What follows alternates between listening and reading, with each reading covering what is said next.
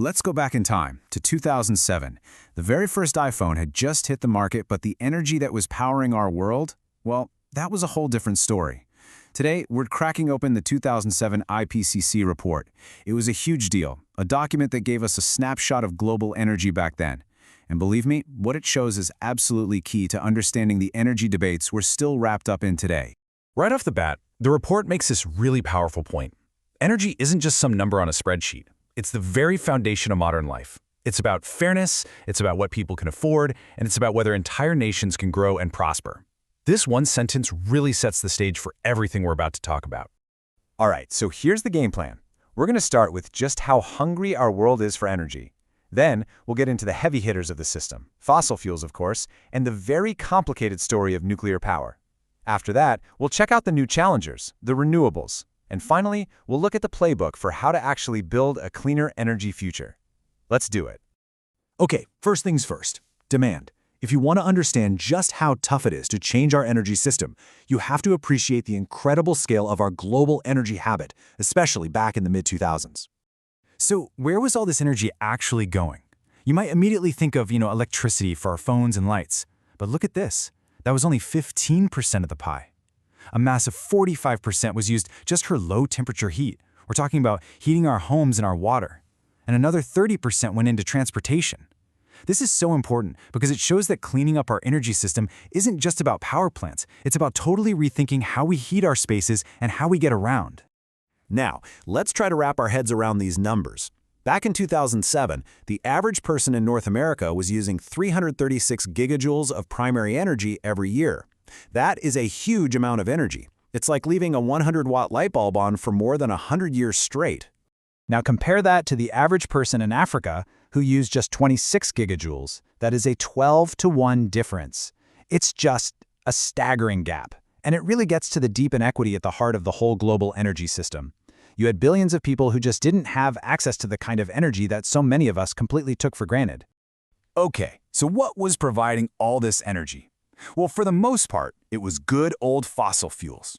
In 2007, they were the kings of the hill, no question about it.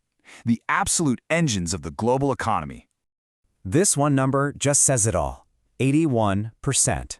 In 2004, that was the share of fossil fuels in the world's primary energy supply. I mean, oil, coal, and natural gas weren't just part of the energy mix, they pretty much were the energy mix. The Industrial Revolution was still alive and well.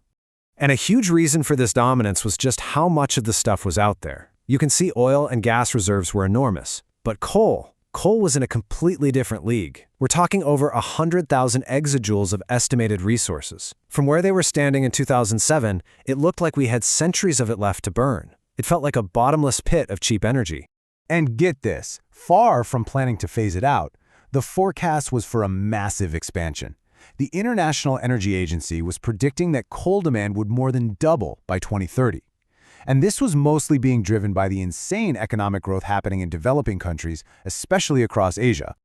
But this coal-fired boom, it came with a really steep price. The IPCC report drew a straight line from China's skyrocketing coal use to its terrible air pollution. Coal was responsible for most of the soot and sulfur dioxide that was just choking the air, creating this massive public health crisis right alongside all the economic growth.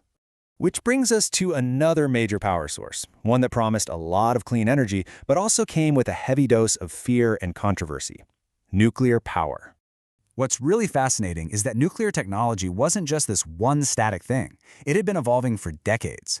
You had the early Gen 1 prototypes in the 50s and 60s, then came the Gen 2 reactors, which were the workhorses of the industry in 2007, but engineers were already dreaming up and designing Generation 3 and even Generation 4 reactors, which promised to be safer, cheaper, and create way less waste. So this was the fundamental trade-off with nuclear, right? On the one hand, you've got this incredibly reliable 24/7 source of power that produces zero carbon emissions during operation. But on the other hand, you had these eye-watering construction costs, the still unsolved problem of what to do with the waste, and this deep, real public anxiety about safety. Okay, now let's turn to the new kids on the block, renewable energy. Back in 2007, they were still pretty small players, but they were definitely starting to show signs of their game-changing potential. This slide highlights one of the most powerful concepts in this whole story, the learning curve. If you go back to the 80s, wind and solar were insanely expensive. They were basically just science projects. But as governments started to support them, something incredible started to happen. Every single time the world doubled the amount of solar or wind it had installed, the cost fell by about 20%. This predictable, unstoppable cost decline was a total game changer.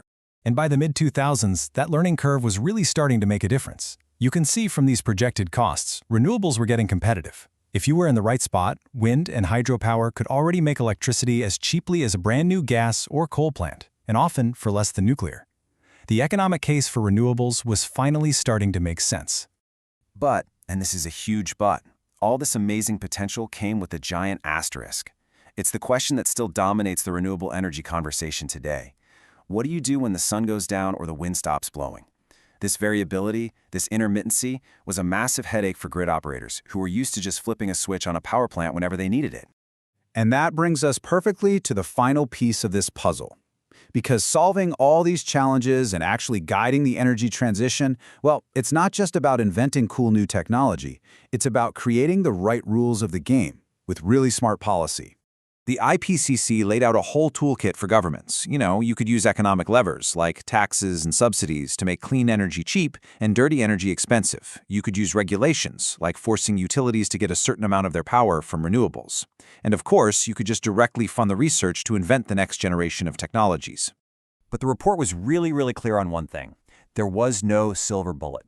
As this quote says, no single policy was going to solve a problem this big and this complicated.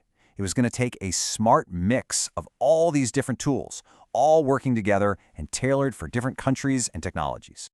Which leaves us with one final, crucial question.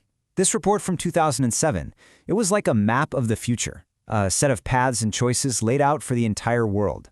Looking back on it from where we are today, you have to ask, which path did we actually choose? And maybe more importantly, are we happy with where that path has taken us?